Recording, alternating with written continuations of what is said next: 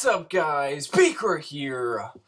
I have a 2D motion tracking tutorial in After Effects, and I'm just gonna be going over the basics and a couple things that you can do. Two quick examples that I'm gonna show you.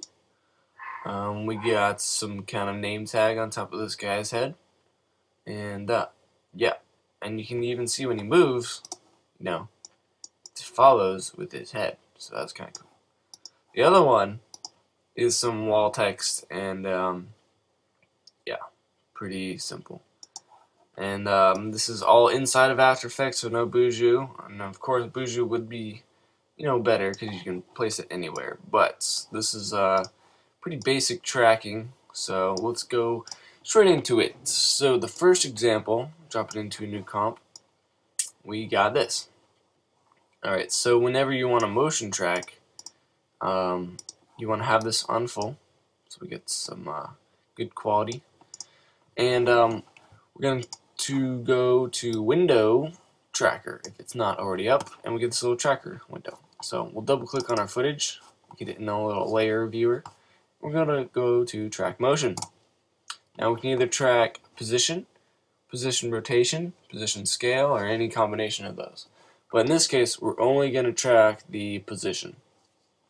So we'll get this little box thingy. Now each little box represents something different. This outer box represents the search area. So if it's really tiny, it's only going to search, in that box for the next frame. If it's really large, it's going to search everywhere.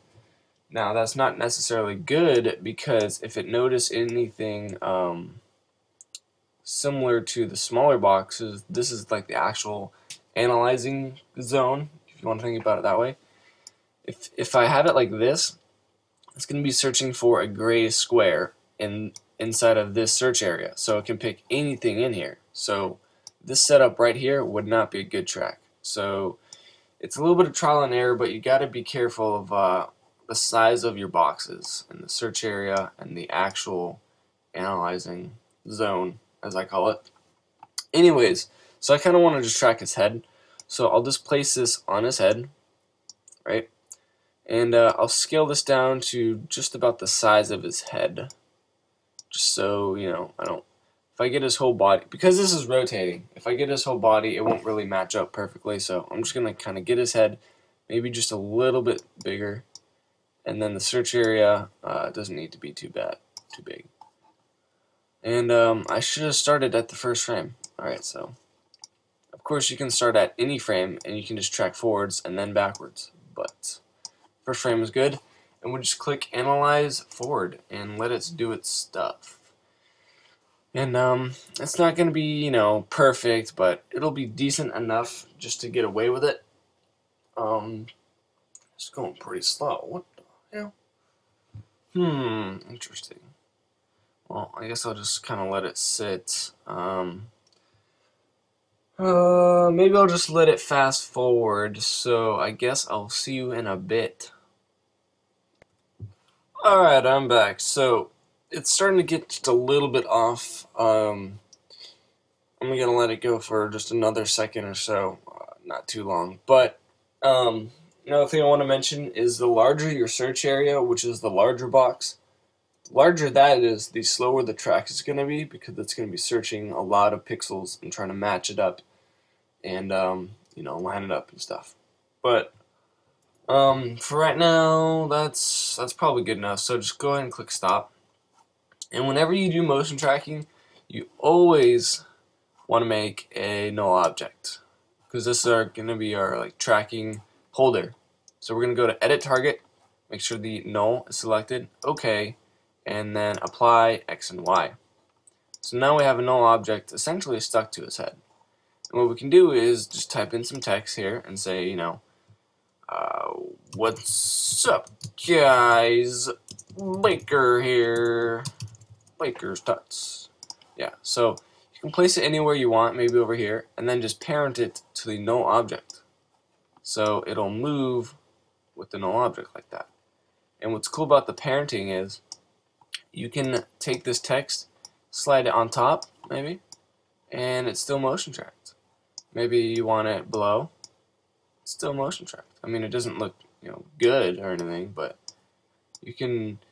The thing about parenting is, you can move this whenever you want to adjust it, and it'll still, move around. So that's pretty cool. That's just a decent little, like the name tag idea.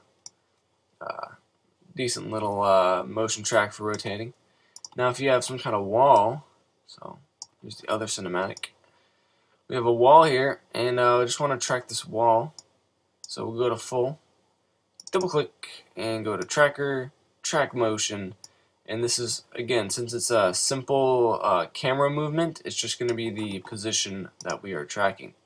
Position, and I'm going to bring this down, oops, to, I'll try, where is it, this corner, and scale this down maybe, scale this one down.